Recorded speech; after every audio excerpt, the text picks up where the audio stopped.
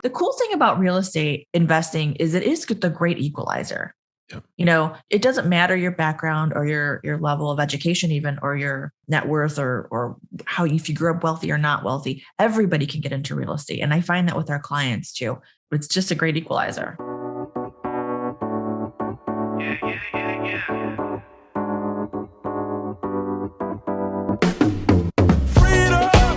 Welcome to the Going Long Podcast. We're back once again to continue to help to educate you so that you feel much more comfortable as well as confident investing beyond your backyard.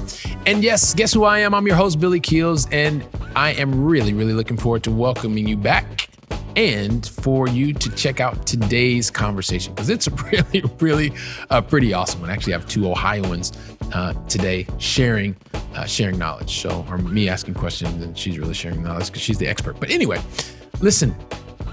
Really want to thank you because thanks to you, you continue to download the episodes, you continue to share the episodes, and you continue to talk about them with your family, with your friends, and we really appreciate that.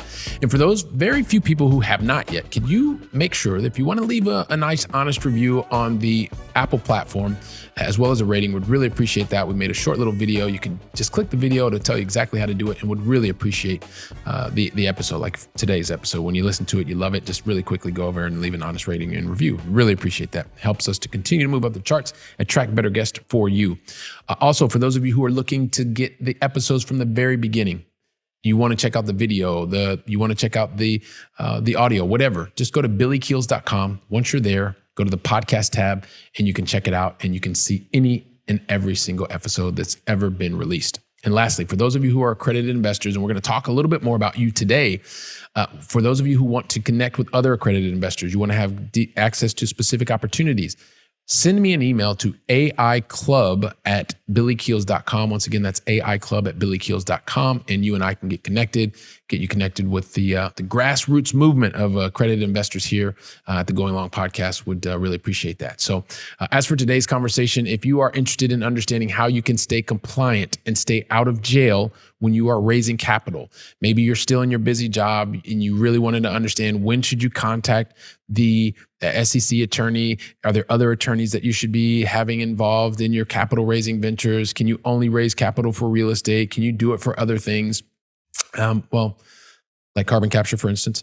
Just go ahead and check out today's conversation because this is one that you're really going to want to check out. We have our guest, Bethany LaFlam, and she's going to talk to you more about the role of the S.E.C attorney. And also we're going to dig into some things that have to do about personal development, which is fantastic. We're going to get to that just after this.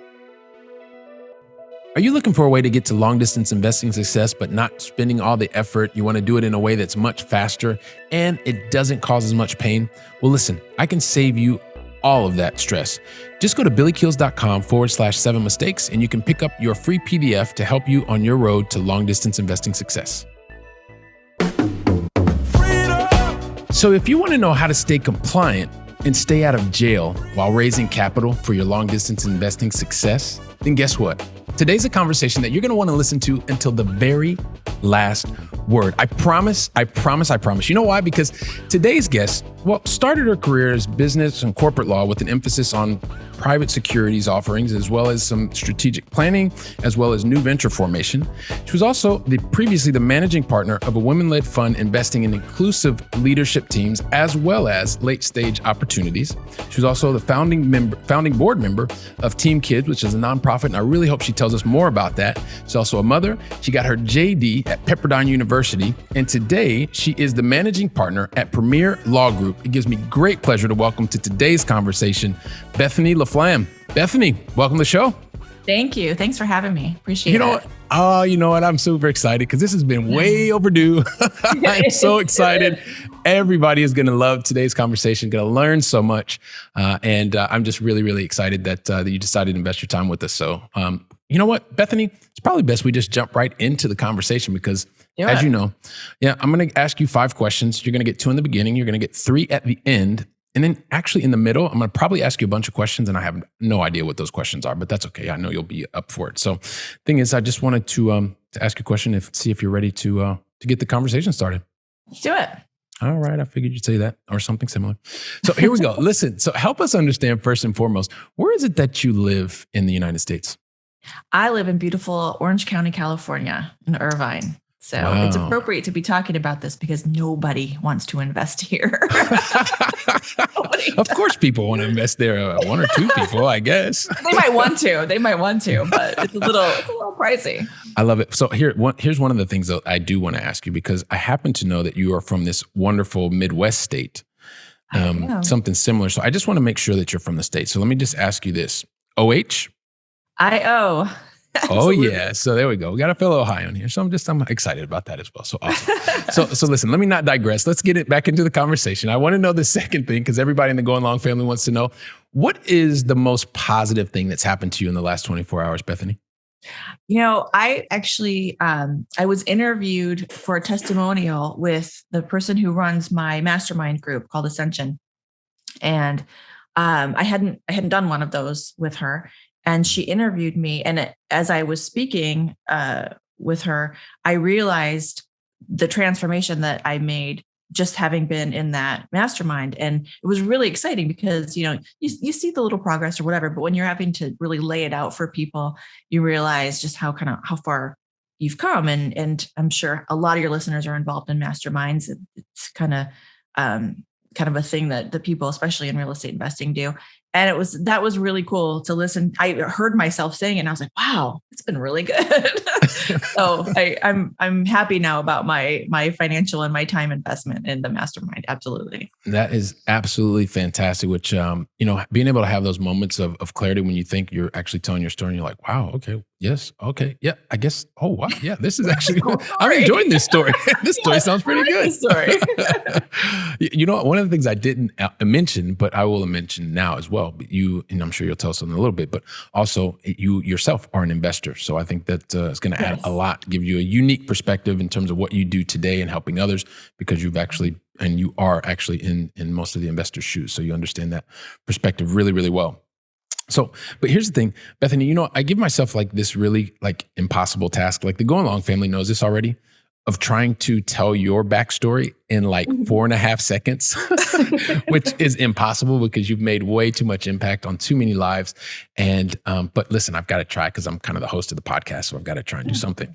But I would love for you to help me out and help the Going Long family get to know you more by telling your backstory in your own words. And one of the things I would ask you, Bethany, is if you could stop, or as you're telling the story, if you could really focus on some of the major decisions that you've made to get to this point in your journey. And then after you're finished with your backstory, we'll kind of see where the conversation goes from there. All right. You got it. Well, as you know, I grew up in Ohio, working class family. And everybody convinced me from a very young age that I was a smart girl. And smart girls, what they do is they go to college and they become doctors or lawyers. And we didn't know about entrepreneurial endeavors back then. That was not a thing that I was taught. But it still did seem like there was something missing. I love being a lawyer, but that was sort of my way to move out of Ohio. Love Ohio. It's a great place to be from, is what I always tell people. It's an awesome place to be from. says the woman who's living in California and the guy living in Barcelona. Exactly. Someone who, so people complain about the weather all winter. And I'm like, well, it's like 65 here. So I can never complain about the weather here. So I grew up there. I went to Bowling Green State University for undergrad. But when I was applying to law schools, I didn't apply anywhere in Ohio. I knew I wanted to leave Ohio. It just kind of felt a little small for me. And that's not a diss on Ohio. It's just what I wanted to do. Yep. I got very heartily rejected from Georgetown. So I didn't go there. But then Pepperdine responded pretty quickly with an offer of a scholarship. So I thought, that's it. I went to Malibu to check it out. You can imagine the trek from Ohio to Malibu showing up like, I could probably do this. So I felt a little bit like the Fresh Prince. I was like, yep, let's live here. This feels good. I can do this. So I packed up and moved across the country by myself, in my little Plymouth Sundance that could barely make it up the hill. If you've ever seen the hill at Pepperdine, I had to turn the air conditioning off to get it up because it wouldn't make it. Oh my gosh. So we've got some humble beginnings. And after law school, I did the thing you're supposed to do. And I went to a big law firm in downtown LA and did the thing. And I would walk to my car every night and be like, oh my God, I work in downtown LA. Holy crap. Little girl from Ohio. And but a couple of years of billing 2,200 hours and driving 3 hours a day, that's not really a sustainable life. So I set up shop on my own, and I set up shop in Orange County because that's where my now ex-husband and I were living. And I started that and realized I had started off in litigation, and I really didn't love litigation. When I kind of taught myself transactions, because my clients were excited to see me, they were building something that they were proud of and they were excited about. And in litigation, it's a fight, it's drama, and I don't prefer the fight and the drama. So the business stuff just really took off. I did M&A for a while. I did some securities, and I built up that practice on my own. And then I decided that I really wanted to be able to grow, but do some entrepreneurial things as well. I didn't want to just be running a law firm. So I merged my practice into another mid-market firm, basically so I could grow my bench without having to manage more people. And I did that for a while. And one of the things you alluded to before is I had started this fund. I actually failed. I failed at that fund and realized I needed some more experience. And I come from that angle when I talk to clients too. If you're going to set up a fund, have a track record, because having a bunch of being a lawyer for that long was not helpful in raising money. It's doing it and rolling up your sleeves and getting in there. That is the really good experience. So when I tell my clients, you need a track record, I know what I'm saying because you do. Speaking from experience. Exactly. So around that time, I was trying to decide, do I want to really try to keep doing this? And I met Mauricio and was just helping him out, actually. And I got into this. I'm like, yeah, I've done securities. Hadn't done it in real estate, though. I was always on the tech side or operating company side. And so I looked at these deals and I'm like, how the hell have I missed investing in real estate all this time? The tech stuff is sexy. It's like, oh my God, 9 times, 10 times returns, whatever. But that's if you get anything ever. Usually you don't, right? With real estate, I'm like, what do you mean there's cash flow? I've never written a PPM where there's cash flow before. What are you talking about? It's projections potentially in this. Yeah, that's it. This is all just like ether. So I got really excited about it. I was like, I'm late to the game. I've got some catching up to do, And as I did more and more and more, Mauricio really loves to be out doing the marketing. And we just really kind of clicked. And he was like, how about you run this? And I was like, well, that really wasn't my plan. If you'd asked me 3 or 4 years ago, actually, that was 3 years ago. If you'd asked me 5 years ago, would I be running someone else's law firm? I'd have been like, no, I'm not. I'm the architect. I'm not the COO, right? I'm the COO. Right. I'm the COO. and that's okay. Because I decided I'm the architect of my other endeavors. And this is really the thing that I worked on with my mastermind, really was trying to make sure that all the pieces of everything that I do build into that top level master plan, right? And it's really freeing to know what that is, right? It's freeing to know what is the goal, what's the top level of that. I'm picturing in my head the org chart for my life that we wrote down. And everything that I do now just has to feed into that big, extraordinary life plan. And helping and running Premier Law Group with Mauricio is a really big piece of that. So if you had asked me 5 years ago, did I want to be practicing law still? No way. I did not think I did, but I love it. I love our clients. These are not like the Silicon Valley bros that I used to work for before, where I was the help. Now I feel like we're really partnering with our clients, and it's exciting. It's exciting to watch a lot of these folks. You said it earlier. A lot of these folks are really just trying to get out of the rat race and quit their W-2 to do this full time. And that is an exciting thing to watch, and it's an exciting thing to help with. So that's what fuels me to, work the long hours when it needs to happen. That kind of got me to here where now I am a real estate investor, and I'm the help with people who are doing syndications, and a couple other entrepreneurial things too. I have another business called a shares box, which you might have seen. We're just starting out. So this allows me the freedom to do all of the things that feed into that extraordinary life. Wow. So in just talking about an extraordinary life, there's so many things that so many different directions I want to go right now, because you mentioned what I love about what you're saying, Bethany. It's you are able to, you're managing a law firm. You have your own entrepreneurial ventures.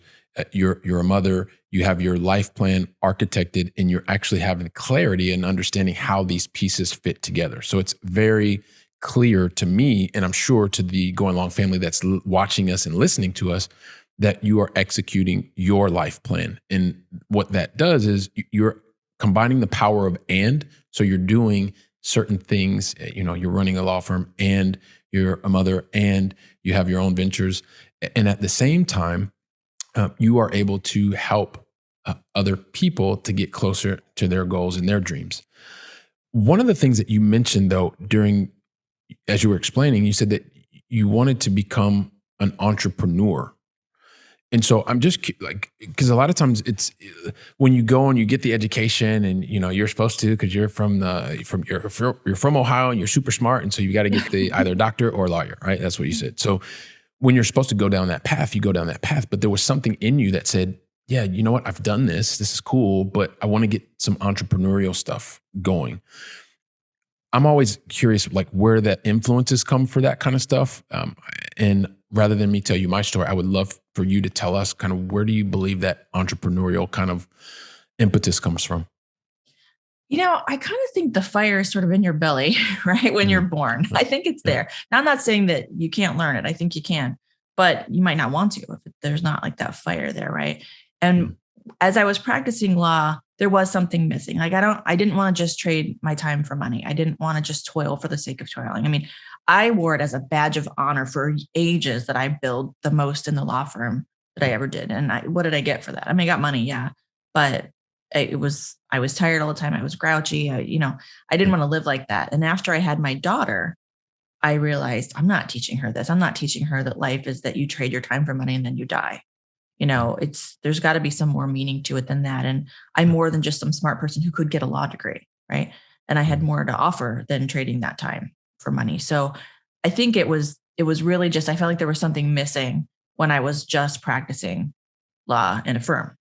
And I also wanted to create something, right? And I didn't think I could do that practicing law. And actually Mauricio proved me wrong, because I think we're creating something really cool at PLG. And so having that and then working, with the mastermind has helped me immensely figure this out, right? Because I was working like a crazy person, and my daughter's watching me. She's like, "Can we just hang out?" And she's 14 now. I only have a few years left of her wanting to hang out with me. I'm actually surprised she still does. Actually, it's because you're a cool mom. You're a cool mom. That's what it is. I'm not a regular mom. Yeah, no, she's awesome. And she's a really cool kid, but I want to hang out with her, and it used to be, I'm a child of what we figured out how old we were. Gen Xer, I'll say Gen Xer. Right. And back in the day when I first got out of law school, it was, you kind of had to choose. Are you going to be a great lawyer? Or are you going to be a great mom? Yeah. And that's not a thing anymore, right? We don't have to make that choice. We never really did, but we thought we did. Right. Yeah. And so I decided I'm not making that choice. I'm just going to have an extraordinary life. And that includes being a great mom and being a great lawyer and being able to do things that just give me joy. Right. Yeah. When you get that, when you have that sense of joy and you can reflect on the things that you are doing and accomplishing and the moments that you're creating, it's something that's super, super special. I mean, you and I were talking before. I mean, I've spent a really long time in corporate life as well. But my thing was, I was trying to go up the corporate ladder as much as possible. And when I started realizing I was taking these trips all over the place, I was missing important events. And now that I'm no longer in that life, or even before I was not, I kind of made a decision, like, I'm not going to keep missing children's events, or I'm not going to do this because I'm in these meetings that at the end of the day don't really mean anything. Because 6 years later, I don't even remember what the meeting was, but I missed one of my son's birthdays to be in that meeting. And I was like, I'm not doing this anymore, because this life is about more than that. Right. Yeah. You can't just do it all the time and stuff like that, but you get to a certain point in your career or in your life and you start realizing what are the most important things to you. And if you are bold enough to make those decisions, then you either have the reward of it, or you could potentially suffer the fallback in a short term and go from there. But with that stated, I definitely want to come back to this whole thing of the mastermind, because it's just from having the conversation, I can see it in your eyes and I can feel it in the way that you're talking, the way that it's made such a positive impact on you.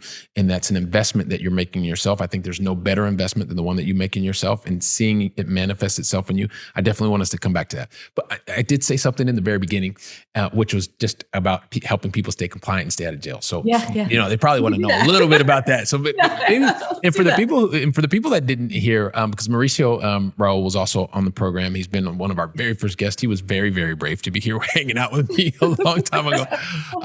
But just help us understand, like when you talk about syndication, just a 101 level for anybody who may not, or just is joining us for the first time, what exactly is a syndication and why do we need to be aware of that? A syndication is just when you use other people's money to acquire, in this case, real estate, right? So when you use passive investors' money, you are doing what's called selling a security. And so that's a syndication, using other people's money to make an investment or a purchase of an asset. Fantastic. Using other people's money, that is a syndication. And I know you talked about real estate, but I guess the first thing that kind of comes to my mind does that mean that real estate is the only thing that you can syndicate? Or are there other things you can syndicate as well? There are other things you can syndicate. Although in my past life, when I did this capital raises for operating companies or tech companies, we didn't call it syndication, but it's still a securities offering is what we mean. And securities, anything where the investor is passive and waiting on your efforts to make a return, that is a security. Okay. So that's how it's defined, which is actually an area where a lot of your listeners are going, I probably have sold some securities and what did I do wrong? Because I've had people call me in a panic.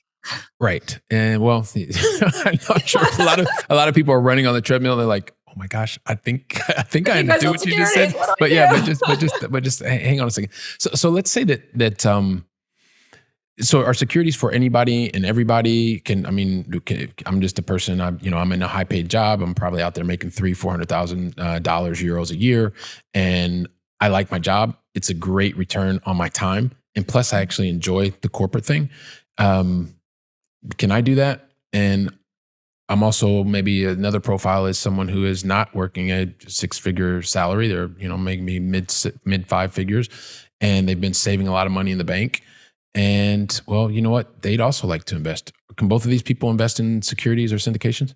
Yeah, they can. And they might choose different types of assets to invest in or different types of deals. There are some, and we can go over it, where you have to be accredited investors, which means what does that mean?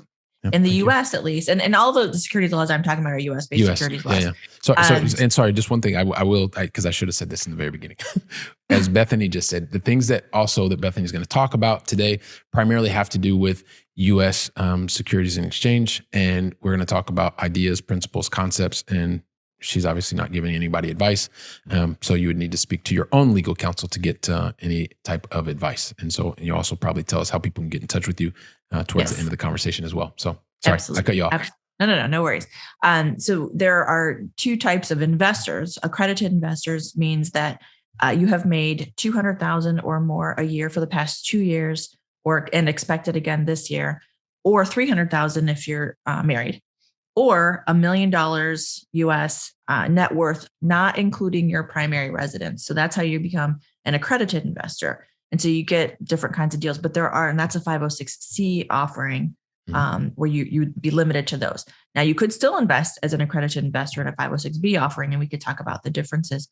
But you can still invest if you're not accredited, but you're sophisticated, meaning you've got enough business acumen and knowledge about investments in general that the issuer, the person who's selling you the securities, feels comfortable that they're not taking your last $50,000, right? Because they have a duty to you. And the S.E.C is really put in place to protect investors, right? So you'd have to complete a questionnaire that indicates that you are at least sophisticated enough to know what you're getting yourself into, right? And then that's where I come in too, because what we do is we'll document all the risks that are possible in this investment, and that way fully going in as an investor what you're getting yourself into. Now, I represent issuers, the people selling the securities, as they're selling to investors. But anybody, the cool thing about real estate investing is it is the great equalizer. Yeah. It doesn't matter your background or your level of education, even, or your net worth, or if you grew up wealthy or not wealthy. Everybody can get into real estate, and I find that with our clients too. It's just it's just a great equalizer, and we've got them all over. Yeah, it's really awesome because I definitely don't come from money. And I have found myself starting in real estate, and of course have gone into a number of different assets, tangible, anything that you can kind of touch. At least I kind of understand nowadays. But I do agree with you that when you get the basic education, the foundation, and surround yourself with the right individuals that are also looking to help you in terms of whether it's education or access or whatever the thing can be. Real estate is a great place to start, and it is a phenomenal equalizer that's out there. So you said, so if you're a sophisticated investor, that sounds like it's someone who's 506B and an accredited investor that you talked to us about before. There are those two ways. I think there's even some new way where you can take a test or something like that. I don't know a lot about that, but that's not really certain license. Certain licensed professionals and Okay, so there's a different kind of way.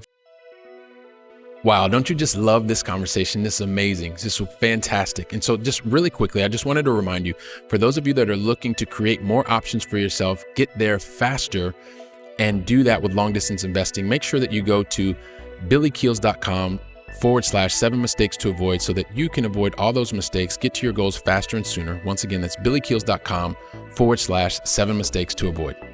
Now back to the conversation. The one thing you said, the issuers. So I know it took me a long time before I actually started reaching out and getting more information from my S.E.C attorney. But this is one of the things that I think when you're starting to get to the point where you feel like you are ready to raise capital, you don't really realize that there are different types of attorneys. So can you maybe talk about just a couple of like what I would call in my corporate speak, the supply chain of attorneys, and like who are some of the different attorneys that will typically work with an S.E.C attorney? Yeah. So I'm an S.E.C attorney. And what that means is that as people are selling securities, which we talked about, as they're selling securities, I make sure that they're compliant with U.S. securities laws as they do that. So when you're out pitching, when you're posting on social media, or if you shouldn't be posting on social media, when you are collecting the money, everything you say to an investor is part of a potential investor, is part of your offering. So I make sure you're compliant there. Most of my clients are investing in real estate. So there's also a real estate transactions attorney that one would need. That is not me. That's the person that's going to help you get, from the LOI all the way through the closing table, negotiating your purchase and sale agreement, helping you with the diligence, title, making sure the insurance, making sure the lender gets all their deliverables. And it's a big job. And I do warn clients, by the way, if you don't have a transactions attorney, you do need one, because I actually have to disclose that as a risk if people don't have transactions counsel, because it's really important, especially now with these lenders. I mean, there's so much stuff that it's hard to navigate on your own, especially if you're just starting out and this is like, this is a side hustle for me right now. I don't know. Freddie wants all this stuff, and just let your lawyer handle it. It's definitely worth the investment. So, and this is one of the things I think is great, because there are a lot of people that are, once again, high paid professionals thinking about, hey, listen, I want to move into syndication. I want to be able to raise capital. And you're thinking, wow, you know what? I've got to pay an S.E.C attorney, but they're just going to do this and then not doing that. So you've just given us a fantastic scenario, Bethany, that in the event that you're raising capital and you're not using a transaction attorney, that is potentially one of the disclosures that comes out in one of the documents, a private placement or something like that. So you're going to kind of pay for it one way or the other if you think about it that way, and it's a cost of doing business, and you got to take that into consideration. So you talked about, did you want to add on something else there? I felt like maybe I cut you off. No, okay, it's okay. All right, yeah. Okay, cool. So you mentioned like the risk. So that's one of the risks that you may have to disclose. I want to go back because I'm thinking about the issuer who is, that person in their day job and they're out making a healthy salary and they're thinking of moving in this direction. But what are some of the risks that you would typically see that are related to a real estate transaction for somebody who's never done this before and they're still kind of on the fence about speaking to you, and they want to feel more confident when they ultimately do reach out to you and the team? Well, so for real estate, and we have specific asset class risks, if it's multifamily or if it's, CO2, or if it's, we've got storage or mobile home park, whatever the asset class, right? There are specific risks that go along with those kinds of things, but just general risks that we let your investors know about. We've got a huge COVID disclosure now. Right? So we learn risks as like one of the first ones. Right. That rents could be impacted by a global pandemic.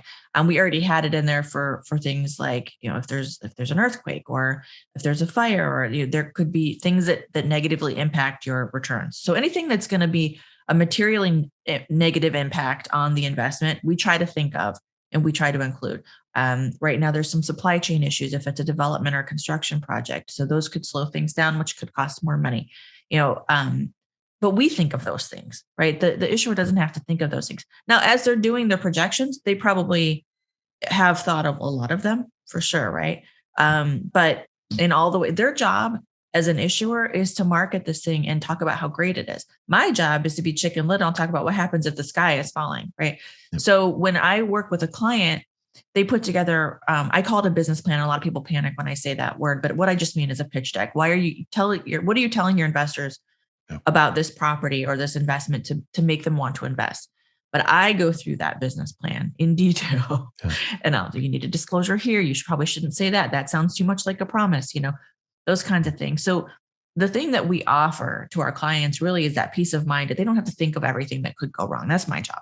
They have to think about, pick a good property, do your diligence, do your projections. They've all got to be reasonable and based on things that are, that are realistic, or at least defensible.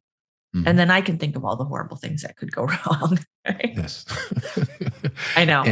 It's terrible, but but this comes back to what we were talking about at the very beginning, Bethany. It's about how do you stay compliant and stay out of jail. And so if you are just going out and talking about all the fantastic things that can happen, it's like the person that goes to the casino and says, "Hey, they won 15 times." Well, yeah, but you didn't tell us you lost 58 times, right? And so you have to have somebody that's there to also help you and say, "Hey, look, these are things you have to disclose. This is something that you need to talk about. This is something that, you can't just say all the good stuff. You've also have to be realistic, and having you as a member on the team is something that is absolutely critical, right? Yeah. I mean, people have to go in eyes wide open, right? The investors, if they're going to give you their money, they need to know exactly what they're getting themselves into. And the S.E.C exists to protect investors. I exist to protect the people selling to the investors, the issuers. So the PPM, really the private placement memorandum, which has all the risk disclosures, that actually is to protect the issuer. Mm-hmm. In case the investor doesn't like what's happening later. Like, well, we told you this could happen, and nobody wants to be like, too bad, sorry. It's not that, but we said this could happen. And so, we can't really be liable. I can't tell you when everything shut down right after COVID, how many calls I got from scared syndicators that said, my investors are all freaking out. Do I have to give them all their money back? No, right. You don't. And that's why you do these things. That's why you do these risk disclosures, because you don't want to be in a position where you have to give the money back, because where's that coming from? Yep. Oh, exactly. And so this is one of the things that it's super important, because in having done this now for a bit, you start recognizing that as long as everything's fine, everything's fine. And so when it's kind of what you said, when things are not working according to plan, that's when you need to make sure that you were disclosing what are all the risks. And one of the first ideas, or one of the first things that I will say to anybody who's interested in one of the projects that we're raising capital for is, hey, listen, did you go through the PPM? Like, this is literally the document where they'll tell you like all the different ways that you're going to potentially lose your capital. Like, it could never come back. Like, so it's really important that you go through every single, like, I know it could be, a number of pages, but like, let's talk about it. Let's get it out there, because what you want is to make sure that the person who is going to place their confidence, which is also a capital, that they know what they're getting themselves into. So, yeah. And it's good to have these conversations up front when everyone's still friends and everything's happy and good. It's having the conversations when something's going wrong, right? We're not making money as fast as we thought. We're not making money at all. Those are harder conversations to have. It's good to have them up front. Like, this could all potentially happen. And, and it's in writing because people forget, right? Yeah. Oh yeah. So I remember what it was like before raising any capital, and I just kind of would listen to a podcast, but I was still kind of a little bit nervous, and I didn't know when was the right time to engage. Like, I didn't have a deal, and I wasn't really raising capital, and I didn't raise capital, and I didn't have a deal, and it just kind of kept going around and around and around. And I knew at some point I needed to engage an S.E.C attorney because, well, if I wanted to raise capital legally, then that's what I needed to do. So just maybe talk to us. When do you think the issuer should get in touch with you as an S.E.C attorney so that it makes sense for you? Because you just mentioned before, you don't want to go and do 2,200 hours a year again, but you're staying very, very productive. Let's put it that way. Yeah. And you don't want, you don't want someone to feel like they're wasting time, and you don't want to also waste time. So when is the right time to engage for someone who's going to potentially issue a security? That's a good question. The best time to engage with securities counsel is really going to be when you're fairly certain you're going to do the deal. So maybe after LOI. Or some people wait until they've got a signed purchase agreement. which is reasonable too. What I like to balance out, I never want to see anybody spend money on a lawyer until they're pretty sure they're going to do a deal, because that's just silly. Although we do offer a partial credit if the deal doesn't happen. Could you repeat But that first part again? Because I think that blocks a lot of people. but until you get to an LOI or a PSA. Yeah. Exactly. And the reason for that really is, again, you don't want to spend money until you're fairly certain you're going to do a deal. And while I do free consultations, we're not going to do a PPM unless we're engaged, right? So, you to get where you need to be, and you don't need a PPM unless you're actually going to raise money for a deal. So after that point is the best time. There's kind of a sweet spot, and it's a little bit of a judgment call. So some people like to wait until they have a signed PSA, which is totally fine. What you want to think about is, are you certain enough that you're going to do the deal that it's worth spending the money? And are you leaving yourself enough time to raise the money? Right. So we're faster than any other law firm I've ever seen, but you got to leave yourself a couple of weeks, right, to raise that money at least. Or if it's $10 million, you should leave yourself a little bit more time probably, right? So that's the sweet spot. So I would recommend at least having the first call with me around the time when you've got a signed LOI. Okay, signed LOI. And that just helps once again, because sometimes if you've never done it before, you're looking to do it, and this is a good time. So don't call when you're just thinking about it, because it's probably not going to be productive once you get the LOI. What are some of the best practices that you've seen from the syndicators that really get it right? Like, what is it that they're doing so that person that's thinking in the back of their mind, wow, okay, I want this from my securities counsel.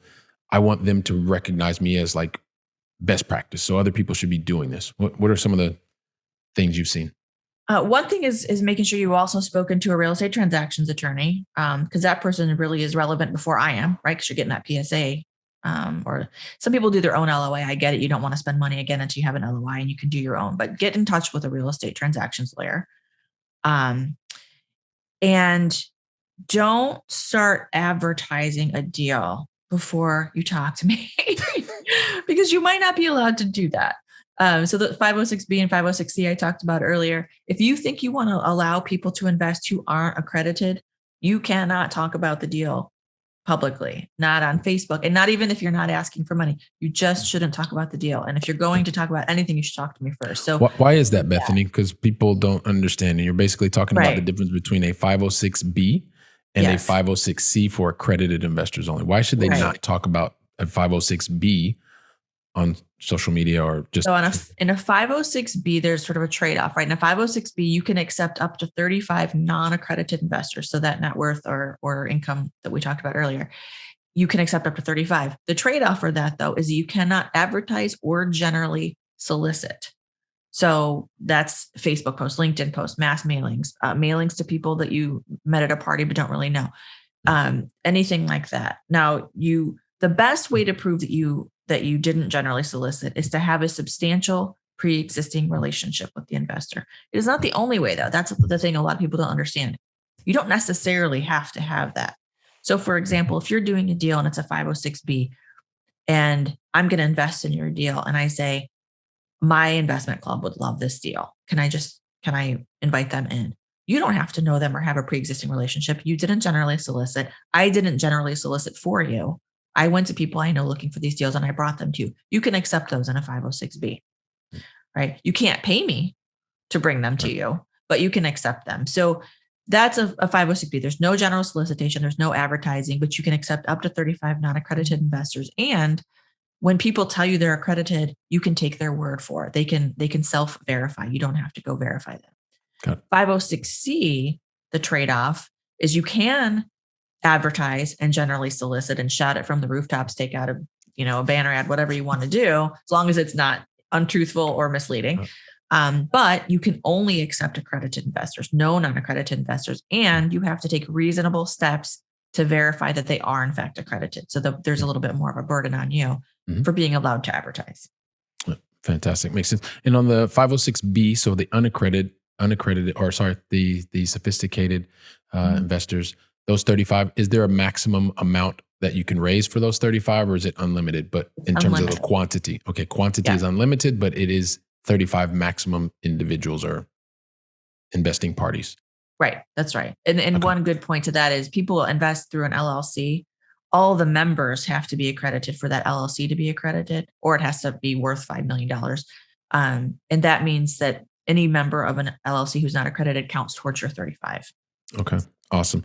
And you all have a lot more over on the website, and I'm sure we're going to go back to that. But I want to come back to this thing you were talking about before, because I think this is also, yes, the real estate is awesome, and the S.E.C stuff is awesome, and you're helping us stay compliant out of jail. But I do want to come back to this because I think it's really important. Some of the realizations that you've made through investing in yourself, through development, self-development, or personal development, excuse me. Sometimes Spanish gets all mixed up in my mind.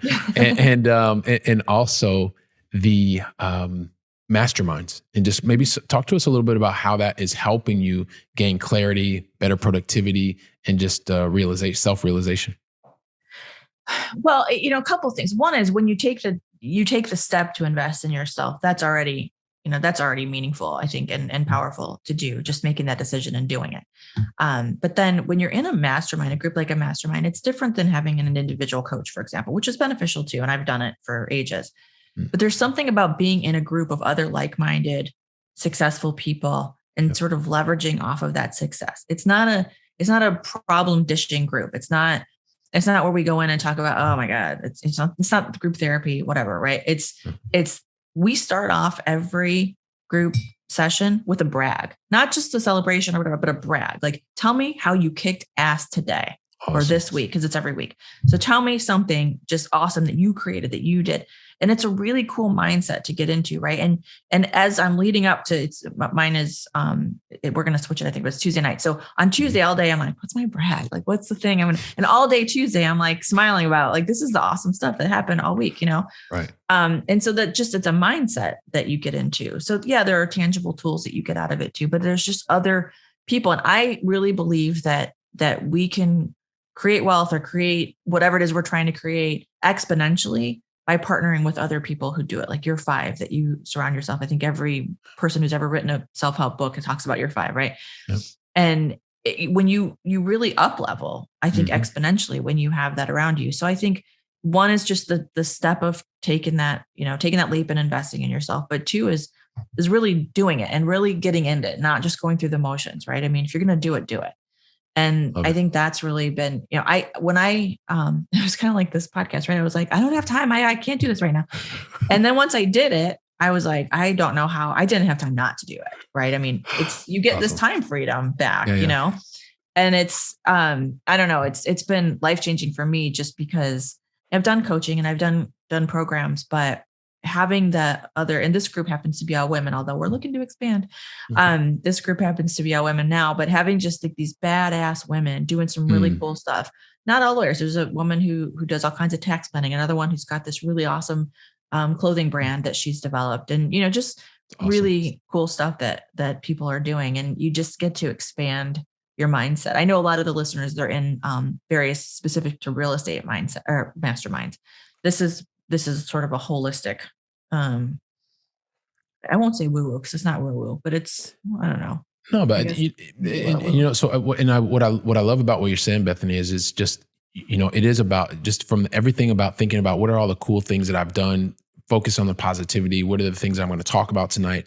Also having a network of people where that you can go to that are in a similar mindset, looking to have a growth mindset, not afraid of having a challenge, being able to be vulnerable with that group and moving in the same direction. I think it's one of the biggest things that anyone can do. I mean, I've done one-on-one coaching and, I got a lot out of it, but I enjoy now being surrounded by another group of individuals because I just feel like, to your point, you can get so much more out of it when you are building, either building yourself, building businesses, building others, and it's just it's phenomenal. So I appreciate you sharing that with us because I think it's super impactful. But you know what the thing is, Bethany, we got to get to the going long final 3. And the thing is, I never ask anybody to go along final 3. And today you're our super special guest, unless you tell me that you're ready for me to ask you the going along final 3. Are you ready? I'm ready. I know you would be ready. So here's the thing. We started with you over on the West Coast or on the left coast of the United States over there in California.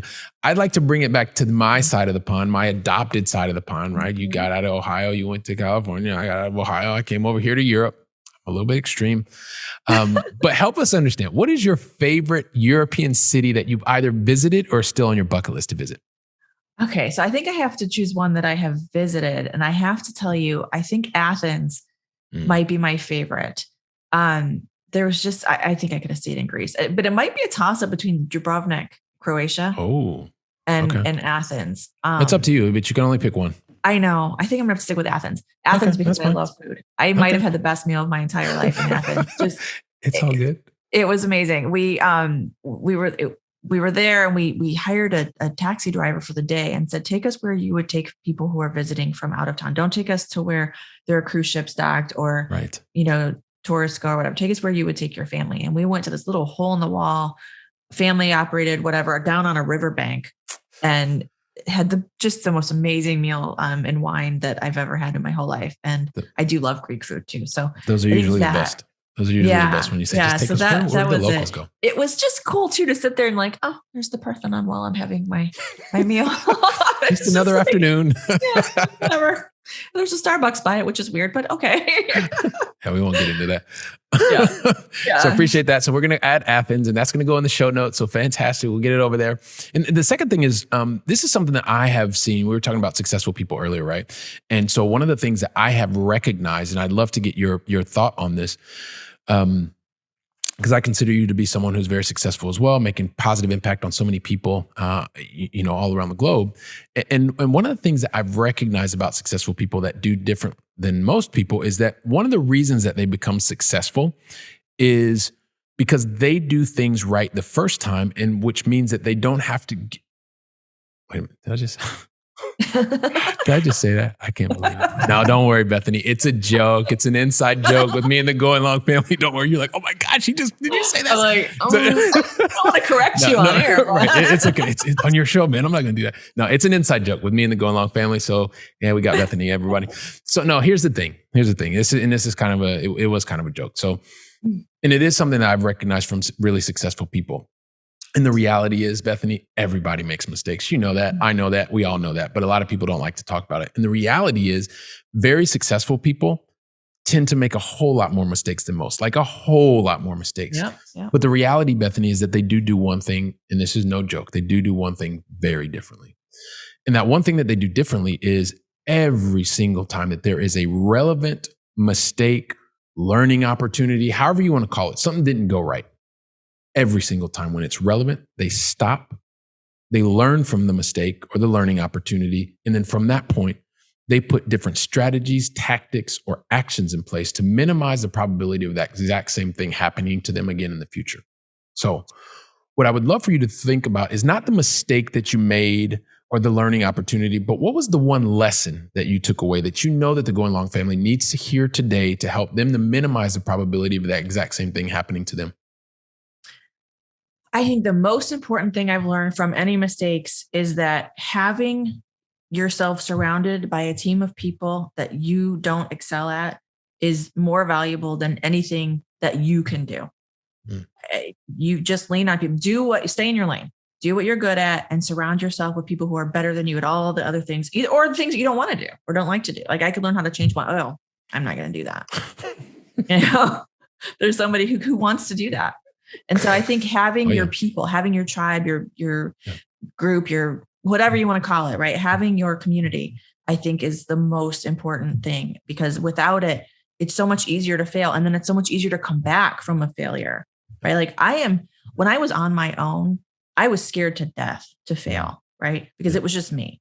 And now if I fail, like I know my team has my back, right? So I can't fail too far, right? So I think it's immeasurable having a good team around you. Great team that complements your skill set and your desire, which is fantastic. So thanks for sharing that. Appreciate that, Bethany. And then lastly, this is going to wrap it up for us. The last question of the Going Long Final Three, and it's really about helping the Going Long family to build up that mental muscle and feed our brains. What's one book that you would recommend to the Going Long family today?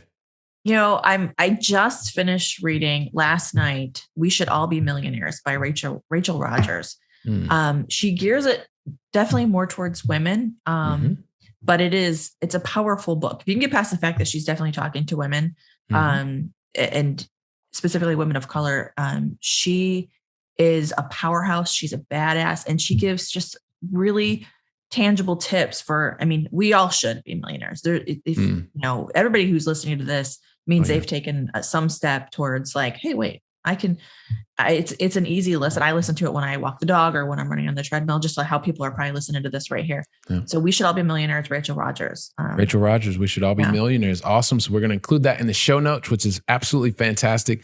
And I just, these conversations fly by. I'm thinking, wow, you know what? I actually have this really awesome opportunity to speak to this really, really smart woman from Ohio who in the beginning said, well, she's either got to be a doctor or a lawyer. And so you decided to go the lawyer route, and then you were kind of going there. I was pre-med for a semester and was like, nope. Oh, you left that part out of the story. You didn't tell us that part. I was pre-med for one semester, and I was like, I don't have the patience. Oh, you just had to test everything, so you could say, I did the pre-med, I went to law, and then you figured out, hey, listen, you know what? I actually have some entrepreneurial stuff kind of going on inside, and I need to figure this out. And there were different lives that you wanted to be able to impact. Also, I love the fact that you continue to move your path. You've also recognized through really investing in yourself to say, hey, listen, maybe not build my own thing. I want to work with somebody else's thing and be able to build a team around me and really being able to focus on keeping people compliant and out of jail, because not only are you an investor and you know what they're exactly going through, you also have the training because, well, of course, you're the smart woman from Ohio and that's what you had to do. And so, in all the way to impacting lives with others, being able to start and work with nonprofit organizations, and now even today, helping people that are issuers of securities be able to do it in a compliant way, while at the same time helping to inspire others and help them to continue to be the best version of themselves. I know, Bethany, that I get to talk to you, right? So I know that I'm going to get to talk to you for sure. And I know that there's so many people that are part of the Going Long family that are thinking to themselves, oh my God, Bethany rocks. I got to get in touch with her. I want to find out more about what she's doing, what they're doing at Premier Law Group and all that kind of stuff. So help us understand, what's the best way for the Going Long family to contact you, to reach out to you, and to find out more about you and what's going on at Premier Law Group? So for Premier Law Group, my email is Bethany, BETHANY @PLGLP. So premierlawgrouplp.com. And also feel free to check out asherasbox.com because that's my passion project. Awesome. And will you actually spell that out for everybody? And we're also going to include that in the show notes, please. Yes. Tell us a little bit more real quick. ASHERAHSBOX. asherasbox.com. Asherasbox, fantastic. And that is my passion. My partner and I, we put together a subscription box business, but the idea is really just to build a community of empowering people and making them feel good and turning that into retreats, because I'll leverage my real estate to buy retreat properties all over the world so that we can offer these retreats to people. And it's woo-woo, but we like to swear and have wine. And so we call it boozy woo-woo. Oh, nice. Okay. That'll work. We say the F word and we drink wine. So it's not exactly woo-woo. So if you want to hang out with Bethany, have some wine, drop some F-bombs. Hey, you know where to go. That's right. We can do and that. Make an impact. That at Asherasbox. Okay. Yeah. Fantastic. Anything else you wanted to leave us with? No, I think you covered it. You did a great job. All right. Fantastic. Well, listen, Bethany, on behalf of the entire Going Long family, I just want to thank you from the very bottom of my heart for really taking the time and investing your time with me and the entire Going Long family today. Thank you so very much. Really appreciate it. Thank you. I appreciate being here. All right. Awesome. If you give me just 2 seconds, I want to say goodbye to the Going Long family, and then we'll have a little conversation afterward. But anyway, listen, Going Long family, thank you once again for investing your time with Bethany and I. Wasn't she awesome? I mean, she just left like real life stuff. I mean, we even talked about wine and the F-bomb at the end. So it's really, really cool. So awesome. All from a lawyer that's going to help you to continue to be compliant and also do the things that you should be doing, especially as an issuer. And if you're also looking to invest in security, some of the things that you can be asking. So you've got a lot to listen to. You can go back and rewind, listen again, which would be fantastic. And listen, I'm really looking forward to welcoming you back on the very next conversation. So until then, go out and make it a great day. And thank you very much. Freedom! Wow. Don't you love hearing from top-notch experts in the field? You know, when I was getting started, I really wish that I would have had access to such experts. And even more, I wish they would have given me like a really simple list of things to follow so that I could have gotten to my goals much faster and been much happier even sooner. So that's why I've created for you the 7 things that you should avoid in order to be successful in long distance investing. And you can pick that up really easily by going to billykeels.com/7 things to avoid. And also, if you liked today's episode, don't forget to leave a 5-star review. I'm looking forward to seeing you on our very next episode. So go out and make it a great day.